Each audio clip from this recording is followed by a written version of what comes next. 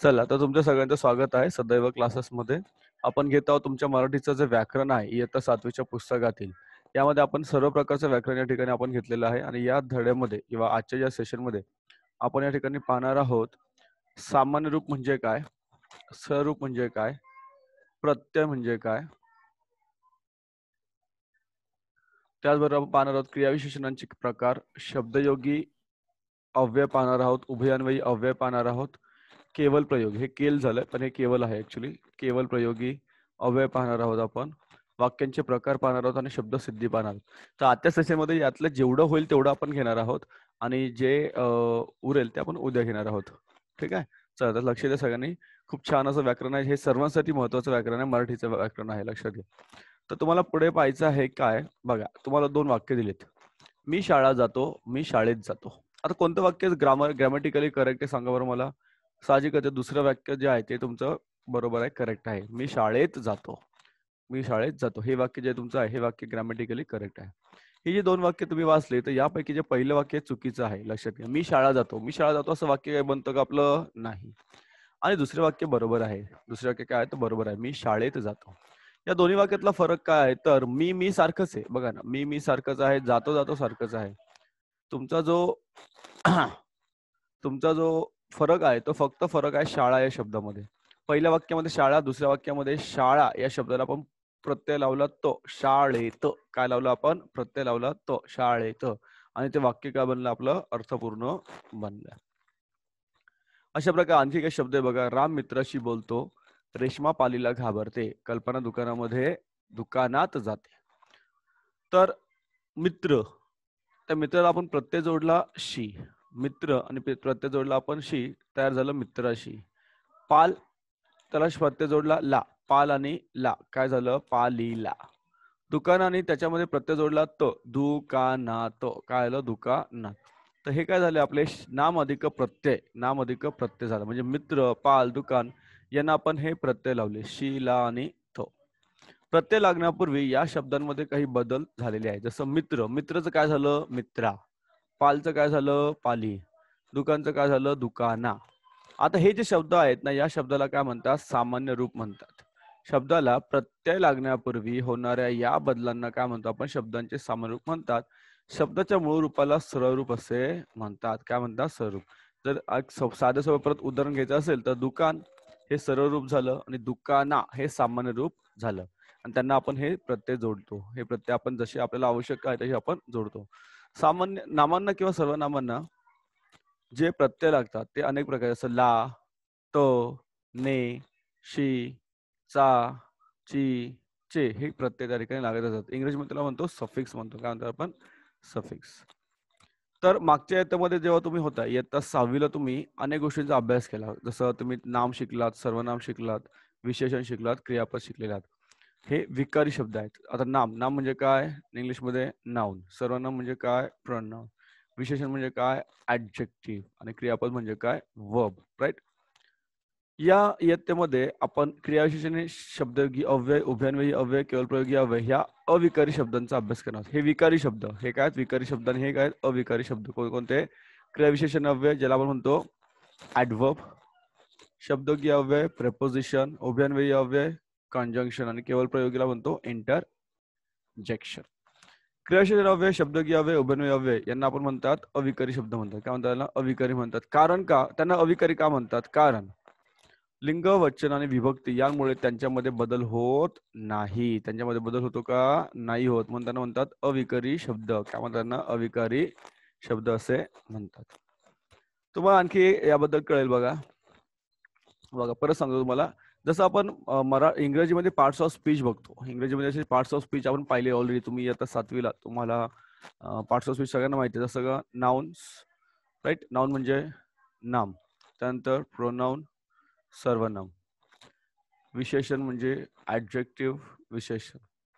क्रियापद म्हणजे तुमचे वर्ब, राईट. क्रियापद म्हणजे वर्ब. हे झाले विकारी शब्द. कोण झाले? विकारी शब्द. आणि उरलं काय तुमचं मग? क्रियाविशेषण अव्यय, ऍडवर्ब, शब्दयोगी अव्यय, प्रेपोजिशन, उभयान्वयी अव्यय म्हणजेच कंजंक्शन आणि केवळ प्रयोगी म्हणजे इंटरजेक्शन. याला म्हणतात अविकारी. काय म्हणतात ना, अविकारी. लक्षात घ्या. म्हणजे पार्ट्स ऑफ स्पीच किंवा शब्दांच्या या जाती आहेत. त्याचे 2 प्रकार आपण या ठिकाणी पाहिले. शब्दांच्या जाती, पार्ट्स ऑफ स्पीच. मराठी आणि हिंदी, मराठी आणि जर इंग्लिश ग्रामरचा आपण तुलनात्मक अभ्यास केला तर नक्कीच आपल्याला फायदेशीर होईल. इथे एक पॅराग्राफ दिलेला आपल्याला. काय बघा पॅराग्राफ मध्ये, रवी वारंवार आजारी पडतो. त्याचे घर शाळेच्या पलीकडे आहे. मी अनेकदा त्याच्या घरी जातो. आजही गेलो होतो. मला पाहताच तो झटकन उठला. मी त्याला म्हणालो, तू हल्ली सारखा आजारी पडतो आहेस. मी काल तुझी खूप वाट पाहिली. मला तुझ्याशिवाय अजिबात करमत नाही. मी तुला नेहमी सांगतो की दररोज व्यायाम कर. काय कर? दररोज व्यायाम कर. तुझ्या शरीराची ताकद आपोआप वाढेल. हा एक परिच्छेद आहे. तर याच्यामध्ये जे अंडरलाईन केलेले शब्द आहेत ना, बघा, अधोरेखित म्हणजे अंडरलाईन केलेले शब्द आहेत. हे काय आहेत? क्रियाविशेषण अव्यय. क्रियाविशेषणचा अर्थ काय होतो? इंग्लिशमध्ये आपण त्याला ऍडवर्ब म्हणतो.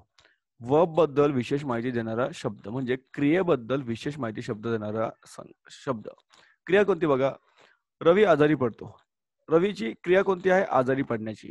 ओके, कोणती ऍक्शन याची? फॉलिंग इल. बरोबर. पण तो कसा पडतो? वारंवार आजारी पडतो. बरोबर. ऑफन. बरोबर. रवी ऑफन फॉल्स इल. रवी ऑफन फॉल्स इल. तर वारंवार ही काय झालं? त्याचं क्रिया विशेषण झालेलं आहे. लक्षात घ्या. त्याचे घर शाळेच्या पलीकडे आहे. मी त्याच्या घरी जातो, पण कधी जातो? अनेकदा जातो. मी त्याच्या घरी गेलो होतो, पण कधी गेलो होतो? आजही गेलो होतो. हे जे शब्द आहेत त्याला क्रियाविशेषण अव्यय असे म्हणतात. क्रियाविशेषण अव्यय वाक्यातल्या क्रियापदाबद्दल तुम्हाला अधिक माहिती देत असतात. काय देतात? क्रियापदाबद्दल, वाक्यातील क्रियापदाबद्दल तुम्हाला अधिक माहिती ते देत असतात. लक्षात घ्या. सोपं आहे. तुम्हाला एवढं काही कठीण वाटणार. तुलनात्मक अभ्यास करा, मग तुमचं इंग्लिशचं व्याकरण आणि मराठीचं व्याकरण पण फटकन होऊन जाईल आणि लगेच तुम्हाला कळेल. कारण कधी कधी इंग्रजी नाही कळतं, मराठी कळतं, मराठी कळतं, इंग्लिश कळतं, असं तुम्हाला होऊ शकतं. याचे सुद्धा 4 प्रकार तुम्हाला दिलेले आहेत. क्रियाशील अव्ययांचे तुम्हाला 4 प्रकार दिलेले आहेत. बघा काय आहेत. पहिला प्रकार तुम्हाला दिला या ठिकाणी, कालवाचक क्रियाविशेषण अव्यय. कालवाचक क्रियाविशेषण अव्यय. उदाहरण आहे, पूर्वी शिक्षक पगडी वापरत असत. तर शिक्षक पगडी घालत असत. कधी घालत असत? पूर्वी. तुम्ही आजही जर जुने चित्रपट वगैरे बघितले तर शिक्षकांच्या डोक्यावर अशा प्रकारच्या पगडी होत्या पूर्वी, किंवा टोपी तरी असायची. तुम्ही पाहिले असेल. आता शिक्षक नाही घालत असं. तर याच्यामध्ये काल कळतो किंवा काळ कळतो आपल्याला. आधी, सध्या, हल्ली, सदा, उद्या, नित्य, वारंवार, हे काय तर कालवाचक क्रियाविशेषणे आहेत. तुमच्या इंग्रजीच्या आणि मराठीच्या पुस्तकाचं बघाल 7वीच्या, तर दोन्ही पुस्तकामध्ये तुम्हाला हे सापडेल. दोन्हीमध्ये तुम्हाला हे नक्कीच सापडेल. तुम्ही वाटल्यास पाहू शकता. पुढचा प्रकार आहे स्थलवाचक. स्थळ म्हणजे एखादी जागा. असे क्रियाविशेषण अव्यय. जंगल होते, पण कुठे होते? सभोवार होते. जंगल होते, कुठे होते? सभोवार होते. जसं सर्वत्र, इथे, जिथे, जिकडे, खाली, मागे, पलीकडे, हे सर्व काय झाले? स्थलवाचक क्रियाविशेषण अव्यय झालेले आहेत. तुम्हाला जे स्थळ दाखवतं, जागा दाखवतं. त्यानंतर तुम्हाला दिले रीतिवाचक. रीतिवाचक म्हणजे काय? रीतीचे क्रियाविशेषण. रीती म्हणजे एखादी गोष्ट घडत असते. बरोबर. गोगलगाय. तर गोगलगाय कशी चालते हे कोणाला सांगायची गरज आहे का? नाही. गोगलगाय हळूहळूच चालते. कसं चालते? हळूहळूच चालते. गोगलगाय हळू चालते, सांगायची गरज नाही. पटकन, पटपट, जलद, आपोआप, हे सगळ्या रीती आहेत. काय त्या रीती आहेत. आणि पुढचा एक शेवटचा प्रकार तुम्हाला आहे की परिणामवाचक किंवा संख्यावाचक क्रियाविशेषणे अव्यय. टोपलीत फुले आहेत, पण कशी आहेत? भरपूर आहेत. यामध्ये संख्या आणि परिणाम दोन्ही येतं. किंचित, काहीसा, दोनदा, अत्यंत, नेहमी, वगैरे वगैरे. हे असे तुम्हाला काय याचे 4 प्रकार आपण पाहिले क्रियाविशेषण अव्ययांचे. राईट. त्याला आपण म्हणतो ऍडवर्ब. लक्षात घ्या. मराठीमध्ये त्याला म्हणतो ऍडवर्ब. ठीक आहे. Types of adverbs. पुढे आपण पाहत आहोत की चौकोनात विशेष्य आणि विशेषणे यांच्या जोड्या आपल्याला लावायच्या आहेत. हा एक प्रकार विशेष्य आणि विशेषणे. विशेषण म्हणजे तुम्हाला माहिती आहे ऍडजेक्टिव्ह त्याला म्हणतो आपण. काय म्हणतो त्याला? ऍडजेक्टिव्ह म्हणतो. विशेषण म्हणजे काय? ऍडजेक्टिव्ह. बरोबर. आणि विशेष्य म्हणजे कोणत्या, कशाबद्दल तो शब्द आलेला आहे. आता बघा इथे काळोख. काळोख कसा असतो सांगा बरं? काळोख कसा असतो? किट्ट काळोख असतो. काळोख कसा असतो? किट्ट काळोख असतो. बरोबर की नाही? काळोख कसा असतो? किट्ट असतो. विलक्षण काय असते? विलक्षण चपळाई असते. विलक्षण चपळाई असते. वादळी पाऊस असतो. वादळी पाऊस असतो. आणि प्रारंभ कशी असते? लोमणारी. तर हा जे शब्द आपण जोडायला आलो, तर इथे तुम्ही लिहिणार कसं बघा? इथे तुम्हाला लिहायचंय पारंबी. पारंबी. इथे तुम्ही पारंबी. ती पारंबी कशी आहे? लोणारी आहे. कशी आहे पारंबी? लोणारी. तर लोणारी काय झालं? तिचं विशेषण झालं. लोणारी काय झालं? विशेषण. लोणारी काय झालं? विशेषण. लोळणारी. लोणारी काय झालं? विशेषण. समजलं? प्रत्येक शब्द असं तुम्हाला करायचं जसं पाऊस, वादळी. तर इथे काय येणार? पाऊस आणि इथे येणार वादळी. पाऊस आणि वादळी. समजलं? सोपं आहे. हे तुम्हाला लक्षात आलं पाहिजे. विशेषण आणि विशेषण. सोपं असतं. आता आपल्याला पुढे पाहायचं आहे की शब्दयोगी अव्यय आणि त्याचे प्रकार पाहिजे आहे. शब्दयोगी अव्यय आणि त्याचे प्रकार आपण या ठिकाणी पाहणार आहोत.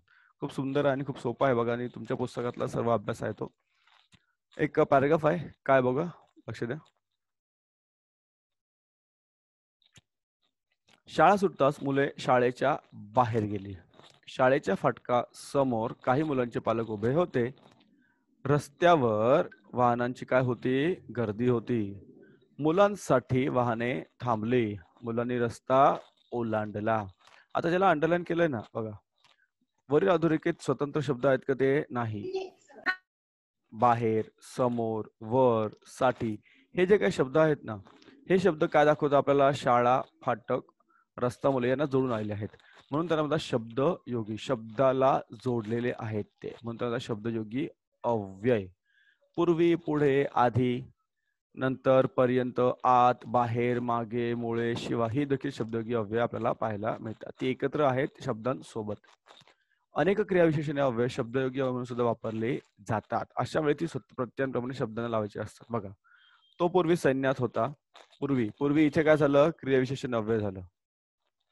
जेवणापूर्वी हात धुवावेत. आता इथे पूर्वी काय झालं? इथे पूर्वी काय झालं? शब्दयोगी अव्यय झालं. शब्द एकच आहे परंतु दोन्ही ठिकाणी त्याला वेगळ्या पद्धतीने आपण वापरलेलं आहे. इथे पूर्वी म्हणजे शब्दयोगी क्रियाविशेषण अव्यय.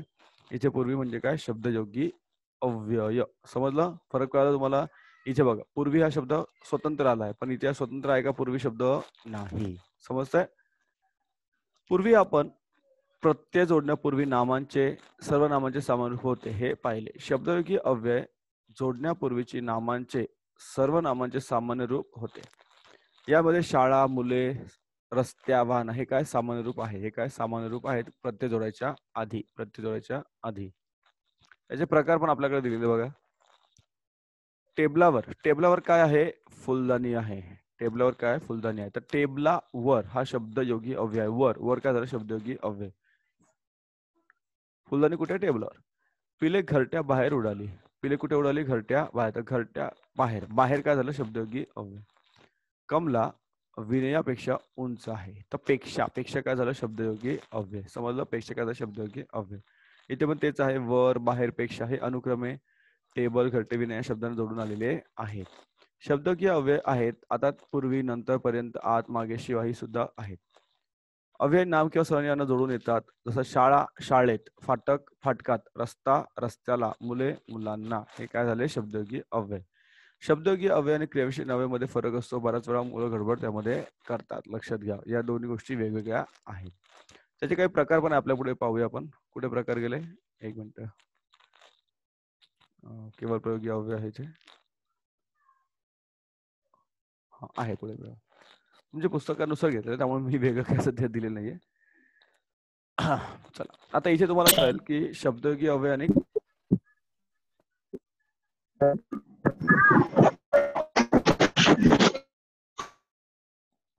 चला पुढे. हा, तर इथे काही तुम्हाला लगेच तुम्हाला कळेल की शब्दयोगी अव्यय आणि क्रियाविशेषण अव्यय सारखीच आहेत. फक्त तुम्हाला त्या ठिकाणी कळेल क्रियाविशेषण अव्यय ही नेहमी कशी असतात? स्वतंत्र असतात. पूर्वी राजेशाही होती. मी रोज सकाळी 6 पूर्वी उठतो. आता इथे पूर्वी हा शब्द 6 ला जोडून आला म्हणून हा काय झाला? शब्दयोगी अव्यय. कुठल्या? गट 1 मध्ये. पूर्वी हा शब्द या ठिकाणी वेगळा आहे म्हणून याला काय म्हणतात? क्रियाविशेषण अव्यय. गट 2 मध्ये. गट 2 मध्ये. समजतंय? तो आरशासमोर उभा होता. माझा मित्र समोर उभा होता. बघा, माझा मित्र समोर उभा होता. समोर हा शब्द स्वतंत्र आलेला आहे म्हणून त्याला म्हणतात क्रियाविशेषण अव्यय. इथे आरशा समोर हा आरसा आणि आरशा सोबत आलेला आहे तो म्हणून त्याला म्हणतात काय म्हणतात? त्याला शब्दयोगी. शब्द सोबत आलेला आहे त्याला शब्दयोगी अव्यय. डोंगरावर हिरवेगार गवत उगवले होते. मग काय झालं? हे शब्दयोगी अव्यय. ताईने पाहिले, पण कुठे पाहिले? वर पाहिले म्हणून काय झालं? तुमचा क्रियाविशेषण अव्यय झालेलं आहे. लक्षात घ्या, हा फरक दोघांमध्ये आहे. पुढे जाऊया आपण. खूप कठीण असं काही नाही, तर तुम्हाला पाहिजे उभयान्वयी अव्यय आणि केवळ प्रयोगी अव्यय.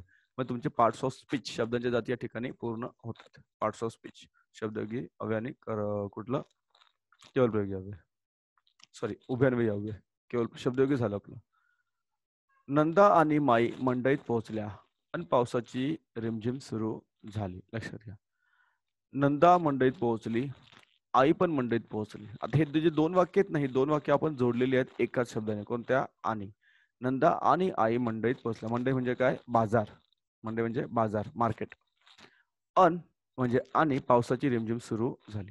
आई नंदाला म्हणाली, तू कांदे, बटाटे आणि काय घे? लसूण घे. तोपर्यंत मी काय करते? भाजीपाला विकत घेते, भाजीपाला घेते. आईने भाजीपाला खरेदी केला. शिवाय शिवाय फळे सुद्धा घेतली. नंदाने आईला विचारले, आई लसूण घेऊ की आले घेऊ? काय विचारलं? लसूण घेऊ की आले घेऊ? आई म्हणाली, दोन्ही घे, पण लवकर आवर, पण लवकर आवर. कारण काय? जोराचा पाऊस सुरू होईल. पाऊस आला तर आपण भिजू, म्हणून तुला घाई कर असं सांगत आहे. लक्षात घ्या. नंदा म्हणाली, कशाला एवढी चिंता करतेस? आपण रिक्षा किंवा बसने घरी जाऊ, म्हणजे आपण पावसात भिजणार नाही. हा एक पॅराग्राफ दिला, परिच्छेद दिलेला तुम्हाला. तर ज्याला ज्या अंडरलाईन केलेले आहेत, जे काही अंडरलाईन केलेले शब्द आहेत, अधोरेखित शब्द, दोन व अधिक शब्दांना किंवा दोन व अधिक वाक्यांना ते जोडण्याचे काम करतात, म्हणून त्याला म्हणतात उभयान्वयी अव्यय. कारण त्याला उभयान्वयी अव्यय असे म्हणतात. समजतं? दोन शब्द किंवा दोन वाक्यांना ते जोडतात. उभय या शब्दाचा अर्थ दोन व अन्वय या शब्दाचा अर्थ होतो संबंध. दोन शब्द किंवा दोन वाक्य यांचा संबंध जोडणे हे उभयान्वयी अव्ययांचे कार्य आहे. आणि शिवाय, की, पण, अथवा, परंतु, अन, नि हे सगळे काय तर उभयान्वयी अव्यय आपल्याला पाहायला मिळतात. इंग्लिशमध्ये त्याला काय म्हणतो आपण? इंग्लिशमध्ये त्याला काय म्हणतो आपण? कंजंक्शन. आणि मगाशी बघितलं ना शब्दयोगी अव्यय, त्याला काय म्हणतो आपण? प्रेपोजिशन. त्याला काय म्हणतो आपण? प्रेपोजिशन. लक्षात घ्या. दोन्हीचा तुलनात्मक अभ्यास करा, so you will get term clearly. समजतंय? बघा स्क्रीनवर. चला, शेवटचा पाठ पाहणार त्याला म्हणतो केवळ प्रयोगी अव्यय. काय पाहणार आहोत? केवळ प्रयोगी अव्यय. इथे काय एक्सप्रेशन बघा. शाब्बास, चांगले काम केलेस बाळा. त्यामुळे चेहऱ्यावर हास्य बघा, आणि त्याला शाबासकी दिली होती त्याच्या आईने की कोणतरी. अरे रे, फार वाईट झाले. चेहरा बघा त्या मुलाचा. एक्सप्रेशन बघा. बाप रे, केवढा मोठा साप. बघा त्याचं एक्सप्रेशन बघायचं तुम्हाला. त्याचं एक्सप्रेशन बघा तुम्हाला कसं दिसतं एक्सप्रेशन. नेक्स्ट. आहा, पिसारा फुललेला मोर. बघा एक्सप्रेशन बघा.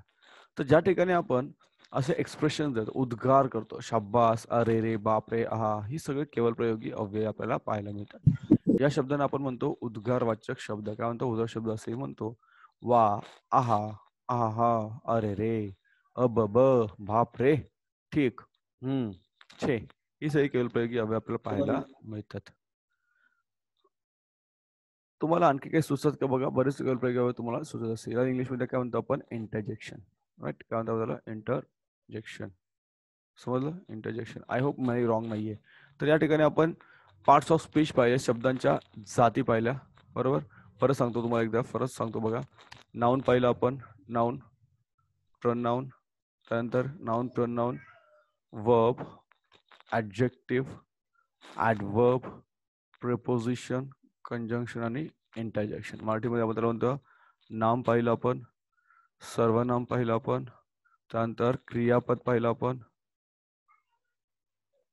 त्यानंतर विशेषण पाहिलं आपण त्या ठिकाणी, नंतर पाहिलं क्रिया विशेषण, नंतर पाहिलं आपण शब्दयोगी अव्यय, नंतर पाहिलं उभयान्वयी अव्यय, आणि शेवटी आपण पाहतो केवळ प्रयोगी अव्यय. काय पाहिलं आपण? केवळ प्रयोगी अव्यय. समजलं? हे तुमचे पार्ट्स ऑफ स्पीच झालेले आहेत. पार्ट्स ऑफ स्पीच किंवा शब्दांच्या जाती आपण पाहिलेले. तुम्हाला सांगितलं 4 विकारी आणि 4 अविकारी शब्द त्या ठिकाणी पाहिलेले आहेत आपण. लक्ष द्या स्क्रीनवर. पुढे पाहणार आहोत आपण. आवाज बंद ठेवा. तुमचा कोणाचा तरी आवाज चालू आहे. आवाज कोणाचा तरी चालू आहे, please. Soham, Soham, Soham, mute your sound.